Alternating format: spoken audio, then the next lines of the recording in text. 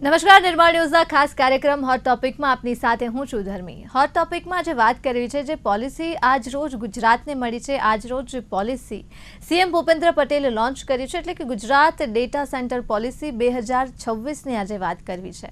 આ પોલિસી શા માટે લોન્ચ કરવામાં આવી છે, આ પોલિસીથી ગુજરાતીઓને શું ફાયદો થશે, એમ્પ્લોયમેન્ટની વાત કરીએ તો રોજગારી ક્ષેત્રે કયા કયા પ્રકારની જે તક છે એ યુવાનોને મળશે, અને મોટા ભાગે તો સૌથી વધારે સવાલ એ જ થતો હોય છે જ્યારે પણ કોઈ સરકાર આ પ્રકારે પગલું ભરે છે એટલે જે પણ પોલિસી હોય એને સરળ શબ્દોમાં સૌથી પહેલાં સમજાવવી પડે, લોકો સુધી એ પહોંચાડવી પડે કે આ પોલિસી શું છે, શેના માટે છે. અને બીજી વસ્તુ કે લોકોનો એક જ પ્રશ્ન હોય છે કે આ પોલિસીથી અમને શું ફાયદો થશે. ગુજરાતમાં હવે જ્યારે આ પોલિસી આવી રહી છે, ડેટા સેન્ટર બનાવવાની વાત થઈ રહી છે, એટલે એક તરફ જો જોવા જઈએ તો ઓલરેડી ગુજરાતમાં અનેક ચેલેન્જીસ તો છે જ, ત્યારે હવે જ્યારે ડેટા સેન્ટર બનાવવાની વાત થઈ રહી છે તો ઘણી ગોલ્ડન ઓપોર્ચ્યુનિટીઝ પણ ગુજરાતીઓની રાહ જોઈ રહી છે. જો આ ડેટા સેન્ટર પ્રેક્ટિકલી અને વાસ્તવિક ધોરણે જે પ્રકારે અત્યારે વિચારવામાં આવી રહ્યું છે એ જ પ્રકારે જો લોન્ચિંગ થાય અને આ જ પ્રકારે આ પોલિસી સક્સેસફુલ રહે તો અઢળક તકો છે આપણા માટે. બીજી તરફ ચેલેન્જીસ પણ અનેક પ્રકારની છે જ્યારે પણ આપણે ડેટા સેન્ટરની વાત કરીએ ત્યારે. પણ આજે ખાસ કરીને આ હોટ ટોપિકમાં વાત કરવી છે, આ વિશેષ ચર્ચામાં વાત કરવી છે કે આ પોલિસી શું છે, અને ખાસ કરીને અમારા દર્શક મિત્રોને સમજાવવાનો પ્રયાસ કરવો છે કે આ પોલિસીને સરળ શબ્દોમાં કઈ રીતે સમજાવી શકાય. ચર્ચા કરવા માટે આપણી સાથે જોડાયા છે ડેટા એક્સપર્ટ KR ચૌધરી, સાથે જોડાયા છે સિંગાપોરથી AI કન્સલ્ટન્ટ નિસર્ગ ભટ્ટ, અને સાથે જોડાયા છે અર્થશાસ્ત્રી નયન પરીખ. સૌપ્રથમ આપ ત્રણેય એક્સપર્ટનું હાર્દિક સ્વાગત છે નિર્માણ ન્યૂઝમાં. Thank you so much. Nayanji, સૌથી પહેલા મારે એ જાણવું છે, આ પોલિસી જે પ્રકારે મેં કહ્યું કે જ્યારે પણ આ પ્રકારે ભારે શબ્દો વાળી કોઈ પણ પોલિસી જો લોકો સમક્ષ મૂકવામાં આવે છે તો સમજવામાં ઘણી તકલીફ પડતી હોય છે. એટલે નયનજી, સરળ શબ્દોમાં સમજાવો કે હવે આ જે પોલિસી સરકારે લોન્ચ કરી છે આ પોલિસી છે શું? એટલે આપણે ધાર્મીબેન એ રીતે સમજાવવું જોઈએ આપણા દર્શકોને, અને હું કહેવા માંગીશ કે આ ડેટા સેન્ટર એટલે શું છે કે અત્યારે હવે બધા ઘણા ખરા ટ્રાન્ઝેક્શન્સ આપણે ચેટ જીપીટી વાપરીએ છીએ, એ આપણે બધા ઘણા ખરા વ્યવહારો હવે કમ્પ્યુટર, નેટવર્ક અને પેલું આપણે જે સીક કરીએ છીએ ડેટા ચેટ જીપીટીમાં, આપણા બધાના આન્સર્સ હવે જે પ્રોસેસ કરવાના થાય એ બધા માટે આપણે જબરજસ્ત ડેટા ઉભો કરીએ છીએ. એટલે આજે જેમ પેલા ગૂગલમાં આપણે સર્ચ કરતા હતા કે ધાર્મીબેન કોણ છે, તો આપણો જે પાવર વપરાતો હતો, જે ડેટા પ્રોસેસ થતો હતો, એના કરતા હવે હું ચેટ જીપીટીમાં કરું તો ડેટા બહુ જ વધારે વપરાય છે. બીજું યુપીઆઈ ને બધામાં મારે જે અત્યારે ટ્રાન્ઝેક્શન આપણે કેશલેસ કરીએ છીએ, એટલે કોઈને પણ મારા ખ્યાલથી આપણે પેમેન્ટ કરવું હોય તો હું મારા મોબાઈલ ફોન ઉપરથી પેલું એનો QR કોડ પ્રોસેસ કરીને જે પેમેન્ટ આપું છું, એ મારા ખ્યાલથી સિસ્ટમ આપણે એવી અદભુત ઉભી કરી છે કે હું ઘણા દેશોમાં ફર્યો છું, ત્યાં પણ આ સિસ્ટમ જોઈ નથી. એટલે આ બધી જે આપણે ચીજો કરીએ છીએ એના માટેનો જે ડેટા ઉભો થાય છે એને પ્રોસેસ કરવાનો અને સંગ્રહ કરવા માટે આપણે એક વ્યવસ્થા ઉભી કરવી પડશે. એટલે હવે ઇન્ડિયામાં શું, આપણે કારણ કે પોપ્યુલેશન ઘણું વધારે છે, આપણે એક મોટો દેશ છીએ, એટલે આપણે અસંખ્ય ડેટા જનરેટ કરીએ છીએ, અને એ ડેટા જે છે એમાં એને સ્ટોર કરવાની ને પ્રોસેસ કરવાની આપણી કેપેસિટી 3% જ છે. એટલે આપણે વિશ્વનો 20% ડેટા જનરેટ કરીએ છીએ, ખાલી 3% આપણે પ્રોસેસ માટે કરી શકીએ. ડેટા સેન્ટરની આપણી કેપેસિટી એટલી જ છે. એટલે હવે જો આપણે આ કેપેસિટીને મીટ કરવી હોય તો ઇન્ડિયાના બધા રાજ્યો આમાં પ્રયત્નમાં લાગેલા છે. પણ એટલે બેંગ્લોર આમાં છે, આપણે છીએ, મુંબઈ છે.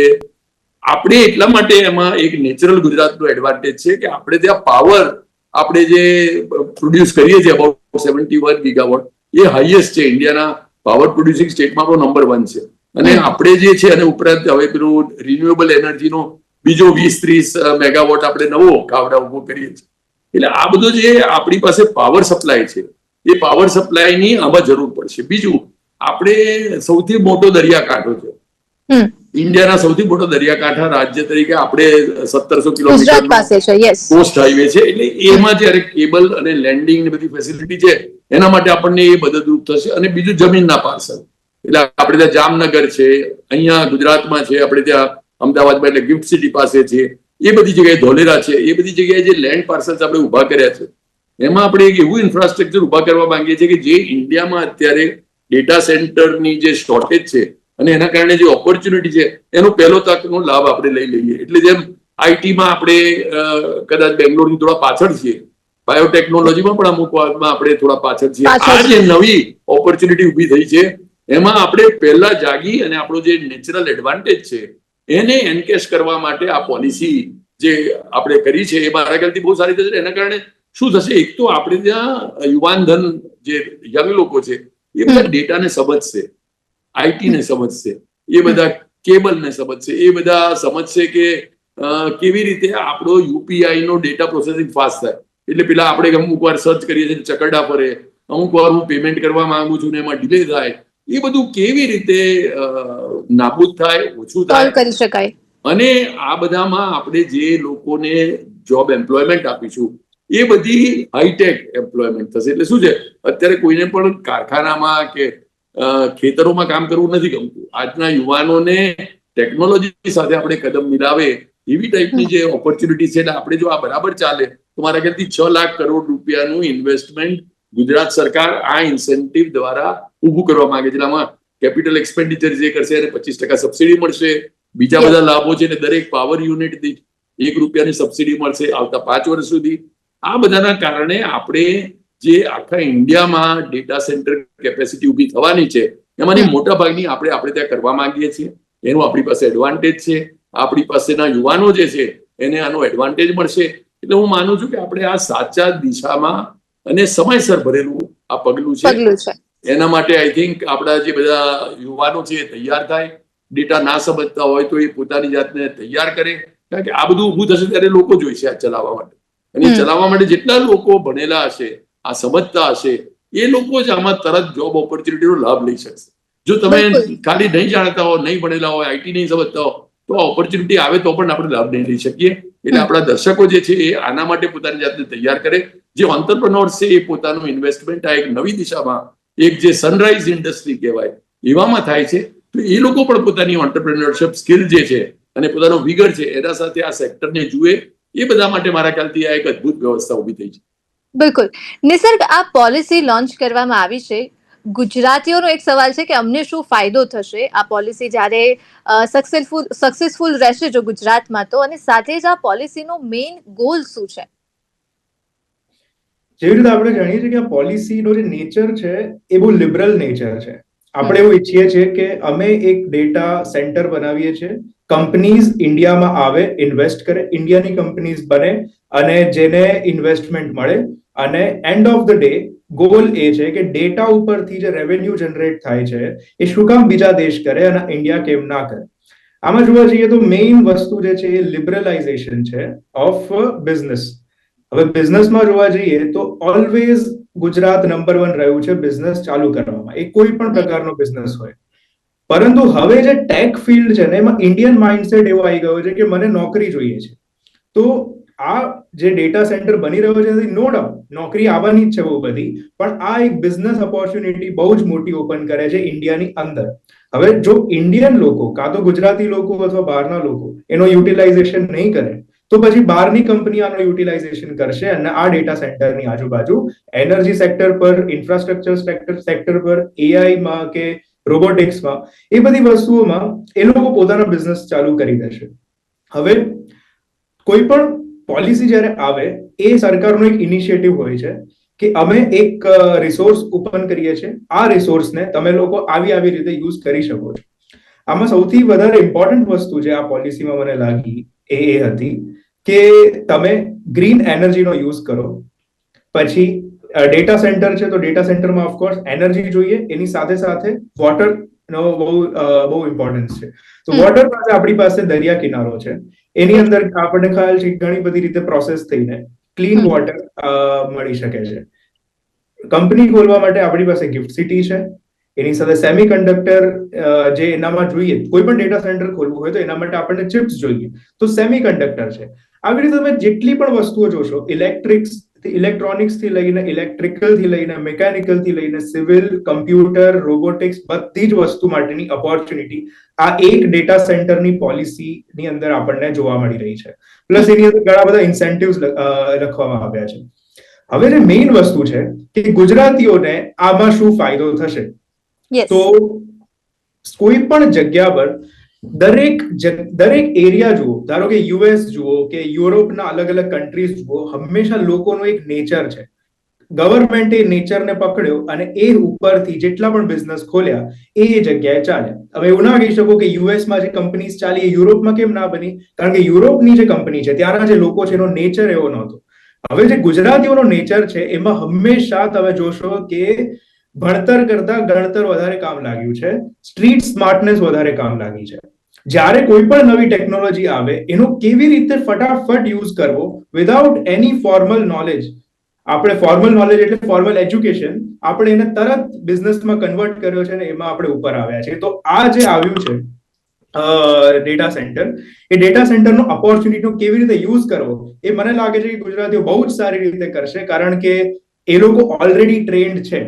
જે ટ્રેન્ડ તમે જોઈ રહ્યા છો બહાર કે યુએસ માંથી કે બહારના દેશોમાંથી લોકો પાછા આવી રહ્યા છે ઇન્ડિયામાં ટ્રેન થઈ, એ ટ્રેન થયેલા લોકો અહીંયા ખૂબ સારી ઓપોર્ચ્યુનિટીઝ ક્રિએટ પણ કરી શકે છે, તેમજ નોકરી એટલી બધી મળવાની છે કે જેના માટે હવે સ્ટ્રીટ સ્માર્ટનેસ યુઝ કરવા, આપણું જે પ્લસ પોઈન્ટ છે એને હવે યુટિલાઇઝ કરવાનો ટાઈમ આવી ગયો છે.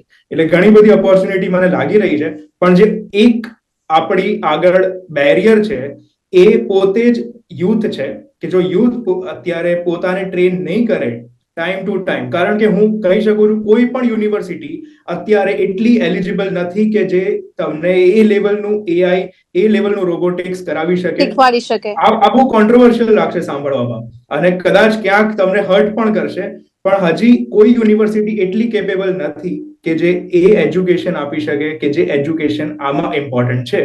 એટલે યુથે પોતે પોતાનું જ સેલ્ફ એજ્યુકેશન થી અથવા સ્ટ્રીટ સ્માર્ટનેસ થી આ વસ્તુ શીખવા પડશે કે જે ગ્લોબલ લેવલ ઉપર અત્યારે યુઝ થઈ રહ્યું છે એ વસ્તુ પોતે કેવી રીતે ગેઇન કરવી.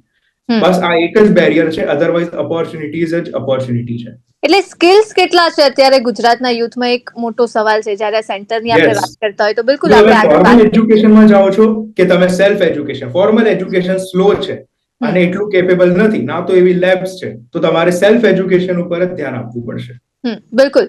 ચૌધરીજી, જ્યારે સેન્ટર બનાવવાની વાત થઈ રહી હોય ગુજરાતમાં, એ ધોલેરા હોય, જામનગર હોય, ગિફ્ટ સિટી હોય, ગુજરાતમાં પ્રેક્ટિકલી આ ડેટા સેન્ટર બનાવવું કેટલું પોસિબલ છે? અને સાથે જ જ્યારે પણ આ ડેટા સેન્ટર બનાવવામાં આવશે તો એક તો બનાવવાની સૌથી પહેલા ચેલેન્જ છે, બનાવ્યા બાદ તેને ચલાવવું એ પણ એક ચેલેન્જ છે. એટલે આ ડેટા સેન્ટર જે છે પ્રેક્ટિકલી ગુજરાતમાં જોઈએ તો કેટલું પોસિબલ છે, કેટલું સક્સેસફુલ રહેશે? ગુજરાતીઓ તો ધંધામાં અને બિઝનેસમાં આગળ હોય છે અને સફળતા મેળવતા જ હોય છે. અને આ પોલિસીને ખાસ યાદ રાખીને આપણે મુખ્ય સવાલ એ થાય કે સરકારને આ પોલિસી શા માટે જાહેર કરવાની જરૂર પડી? બરાબર. આર્થિક કે અર્થશાસ્ત્રનો નિયમ છે કે માંગ અને પુરવઠો જળવાવો જોઈએ. જો માંગ હોય તો જ સરકારને પુરવઠો આપવાની જરૂર પડે. બરાબર.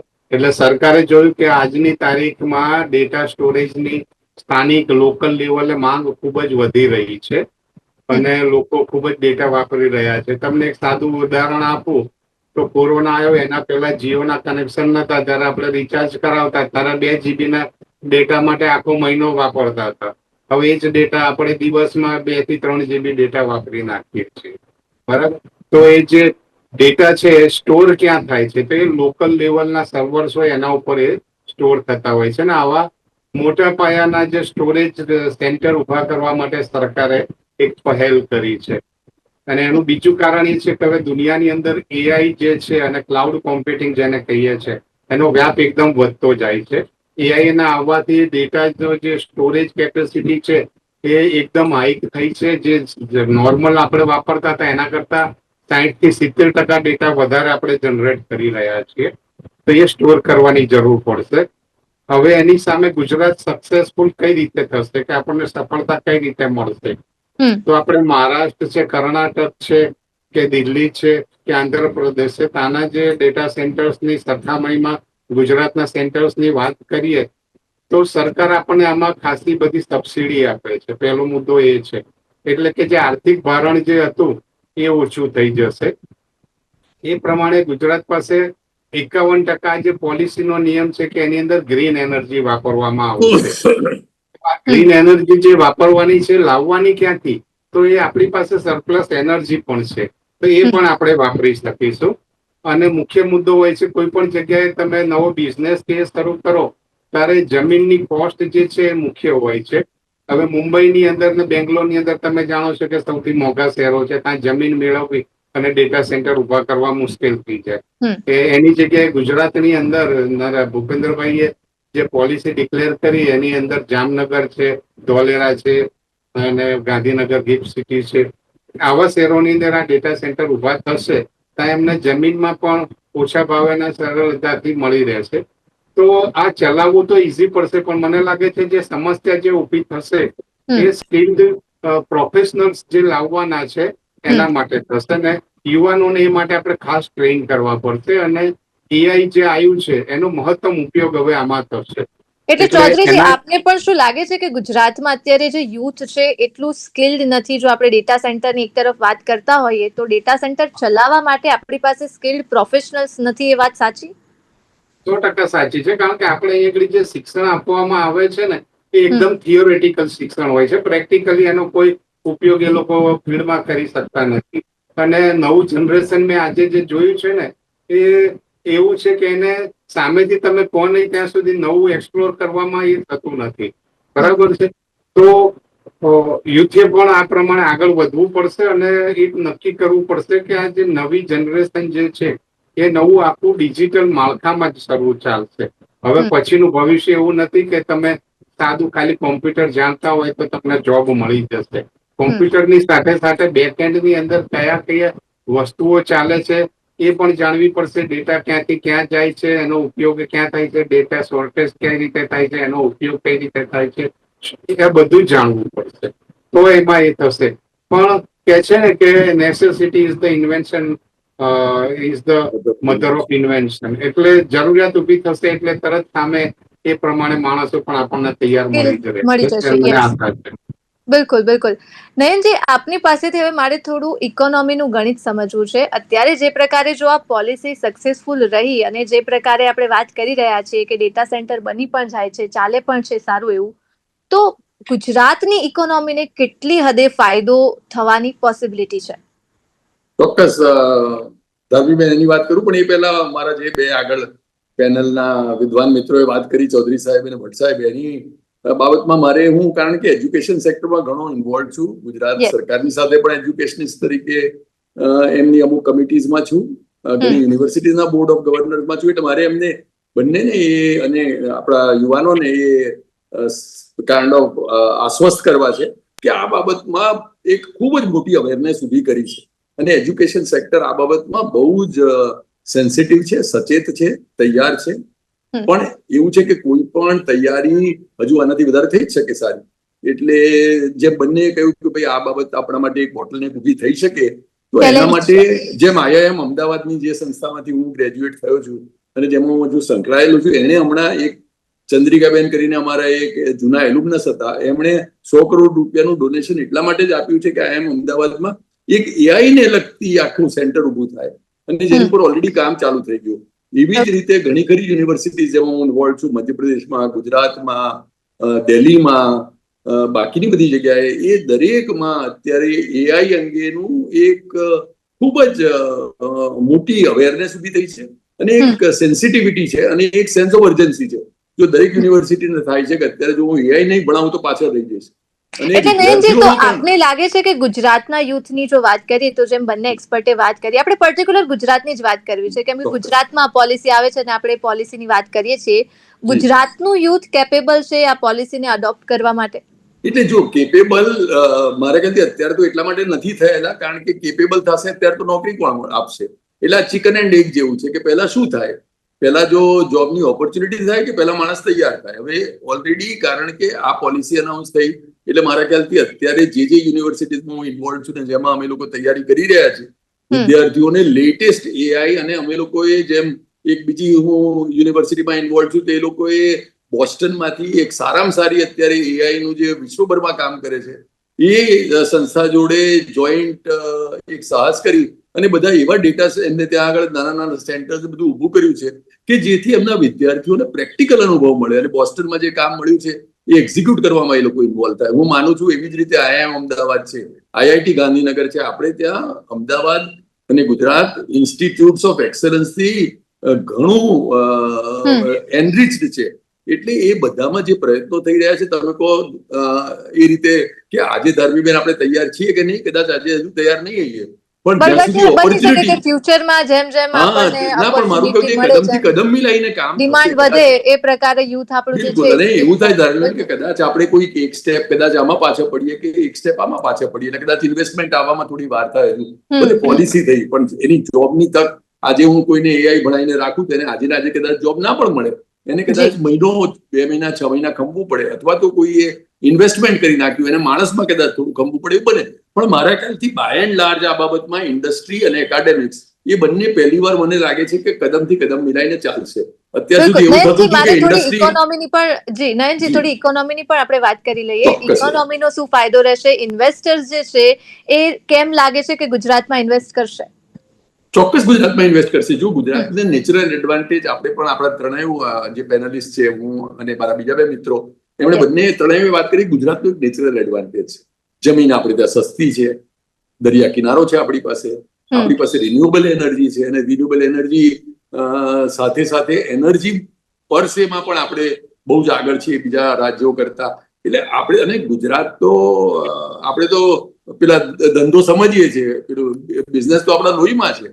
એટલે એ જે આપણે આખા દુનિયાભરમાં વેપાર કરીએ છીએ, એટલે વેપારી જે કુલે છે એ બાબતમાં તો ગુજરાતની એન્ટરપ્રેન્યોરશિપ ઇઝ નોન છે. એટલે આ બધા ફેક્ટર્સ તો સાથે છે જ. હવે એમાં શું એક ખોટ હતી? એક ખોટ હતી કે ભાઈ સરકાર તરફથી એકદમ જ જે પૂરતું ધ્યાન અપાવવું જોઈતું હતું, જે ફોકસ થવું જોઈતું હતું, જે ઇન્સેન્ટિવ અપાવવા જોઈતા હતા, એ બધું પાછું ઉમેરાયું. એટલે આપણા નેચરલ ગુજરાતના એડવાન્ટેજ, આપણી એન્ટરપ્રેન્યોરશિપ, ઉદ્યોગ સાહસિકતા, આપણે ત્યાં શું હજુ ભણવામાં લોકો સહેજ જરા પાછા પડે, પણ જ્યાં પૈસો દેખાય ત્યાં તો આજના યુવાનો એ સૂંઘી લે છે. આપણે ત્યાં તો ઉપરથી ઇન્ડસ્ટ્રી એન્ટરપ્રાઇઝિંગ વધારે છે, હજુ એજ્યુકેટિવ થોડી ઓછી છે, એટલે એજ્યુકેશનમાં આપણે મહેનત કરવાની છે. પણ આપણા બાકીના જે આપણી જે સાહસ કરવાની ક્ષમતા છે એ તો ગુજરાતીઓમાં છે જ. એટલે મારા હિસાબે આપણે જે એડવાન્ટેજ આનો ઇકોનોમી પર શું લાગે છે, મારા ખ્યાલથી ફાયદો થશે જ. તમે કહો છો એમાં પોલિસી, હવે પોલિસીમાં આપણે વિચારીએ છીએ કે 6 લાખ કરોડ રૂપિયા, 26 થી 29 3 વર્ષની પોલિસી છે. મારા ખ્યાલથી આપણે એમાં 6 લાખ કરોડ રૂપિયાનું ઇન્વેસ્ટમેન્ટ માનીએ છીએ. અને એમાં શું અત્યારે એક્ઝિસ્ટિંગ ગેપ છે. એટલે આપણા સિંગાપોરના મિત્રએ કહ્યું કે ભાઈ આ બધી ચીજ કરીને તમે બહાર ડેટા રાખો, અને બહાર ડેટા રાખવો એમાં એક ભય પણ છે. આપણે આ જીઓ પોલિટિકલી અત્યારે સિચ્યુએશન જોઈએ છે કે ભાઈ ચાઇનાના કેમેરા હોય છે, અથવા તો બીજાના ક્યાંક ઇઝરાયલની બધી વ્યવસ્થા હોય છે, તો એકવાર યદી જીઓ પોલિટિકલ સિચ્યુએશનમાં કોઈ યુદ્ધની પરિસ્થિતિ થઈ તો આપણો ડેટા જો કોઈ બીજા પાસે હોય તો એના થકી આપણે ખાલી ધંધો કે 2 પૈસા જાય છે એવું જ નહીં, આપણી આખી સાર્વભૌમિકતા, આપણી આખી સુરક્ષા ઉપર આની અસર પડી શકે. એટલે હું ગણું છું કે ઘણા બધા ફેક્ટર્સ છે, ખાલી ઇકોનોમી નહીં, ખાલી સેફટી નહીં, ખાલી આપણા દેશની દાજ માટે નહીં. આપણે આ ડેટા સેન્ટર, આપણો ડેટા જે છે, અને આવતા વર્ષોમાં આપણે બધાએ સમજવાની જરૂર છે, ડેટા ઇઝ ધ કિંગ. એટલે આજે ધાર્મીબેન શું કરે છે બધાને જો ખબર હશે તો they can almost rule you. એટલે એ જે ડેટા છે આપણો, એ આપણે ત્યાં રહે છે, એ બહુ મોટી વાત છે. ઇન્ડિયાનો ઇન્ડિયામાં ડેટા રહેશે, એની એમ્પ્લોયમેન્ટ ઓપોર્ચ્યુનિટી આપણે ત્યાં મળશે. એટલે હું ગણું છું કે આનો જે 360 ડિગ્રી જોઈએ તો એનો અસંખ્ય લાભ છે. અને એ આપણે અત્યારે જ આ પોલિસી કરીને જે તૈયારી બતાવી છે, એ મારા હિસાબે હવે ગુજરાતે પોલિસી બતાવી છે, એક તક છે, ડિમાન્ડ સપ્લાય ગેપ છે. આપણે કહ્યું હવે ખાલી ઇન્ડસ્ટ્રીએ આગળ આવવાનું છે અને યુવાનોએ સમજવાનું છે કઈ રીતે આ સેન્ટર જ્યારે બનશે, પોલિસી લોન્ચ થશે તો કઈ રીતે અડોપ્ટ કરવી. નિસર્ગ, સમયનો અભાવ છે, ટૂંકમાં આપની પ્રતિક્રિયા લઈશ. આ જે પોલિસી આવશે તો જે ચેલેન્જ છે અત્યારે આપણી પાસે યુથનું, શું લાગે છે ઇન ફ્યુચર યુથ અડોપ્ટ કરી શકશે, ગુજરાતનું યુથ પર્ટિક્યુલર? ટૂંકમાં પ્રતિક્રિયા લઈશ. હું માનું છું કે ગુજરાતનું યુથ બહુ જ સ્માર્ટ છે અને એ અડોપ્શનમાં ઓલવેઝ આગળ રહેલું છે. કારણ કે તમે જોવા જાઓ તો બહારના દેશમાં પણ જેટલા લોકો ટેકની અંદર છે એમાંથી મોટા ભાગના લોકો ગુજરાતી છે. એનું કારણ એ છે કે એ લોકોને ત્યાં ઓપોર્ચ્યુનિટી દેખાય, એટલા માટે એ લોકો ત્યાં ઓપોર્ચ્યુનિટીને ગ્રેબ કરી. એટલે જ્યાં જ્યાં ઓપોર્ચ્યુનિટી આવે છે ત્યાં ગુજરાતી હંમેશા આગળ રહ્યો છે. અને જે પણ સ્કિલ્સ છે, એક રીતે જોવા જાઓ તો આના માટે જે સ્કિલ છે એનો હજી સિલેબસ કોઈ પણ દેશમાં આવ્યો નથી કે શું હવે થવાનું છે આવતા વર્ષમાં. એટલે હવે ફક્ત ને ફક્ત સ્માર્ટનેસ અને એમાં પણ સ્ટ્રીટ સ્માર્ટનેસ, કેટલું ફાસ્ટ તમે શીખી શકો છો, કેટલી ફાસ્ટ અડોપ્ટ કરી શકો છો, એ જ સ્કિલ વધારવાની જરૂર છે. એટલે હું એવું માનું છું કે ગુજરાતીઓ આમાં પાછળ નહીં પડે. જેવી ઓપોર્ચ્યુનિટી આવી એને ગ્રેબ કરવી, પરંતુ એ ઓપોર્ચ્યુનિટી ઉપર એક નજર રાખવી એ ફક્ત આપણું કામ છે કે કઈ ઓપોર્ચ્યુનિટીઝ આવી રહી છે. બિલકુલ, એ ઓપોર્ચ્યુનિટીને આપણે ઓળખવી પડશે કે કઈ ઓપોર્ચ્યુનિટી છે અને એ ઓપોર્ચ્યુનિટીનો ફાયદો કઈ રીતે ઉઠાવવો એ આપણે જાણવું પડશે, ઓળખવું પડશે. ખૂબ ખૂબ આભાર આપ ત્રણેય એક્સપર્ટનો અમારી સાથે જોડાવા બદલ. નિસર્ગ ચૌધરી સર, નયનજી, આપ ત્રણેય એક્સપર્ટનો ખૂબ ખૂબ આભાર જોડાવા બદલ. મિત્રો, આ વિશેષ ચર્ચામાં હાલ માત્ર આટલું જ. મને આપશો રજા. નમસ્કાર.